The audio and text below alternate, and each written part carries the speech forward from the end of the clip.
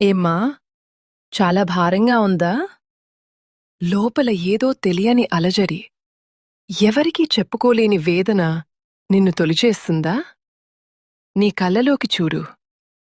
ఆ కన్నీటి వెనుక ఉన్న కథ నాకు తెలుసు.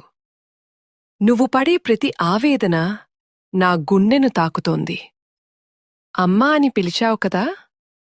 ఇక ఆ భారం నీది కాదు, నాది. నీ మనసు మీద ఉన్న రాళ్లను తీసేయ్. లోకం నిన్ను తప్పుపట్టవచ్చు, నీవాళ్లే నిన్ను అర్థం చేసుకోకపోవచ్చు.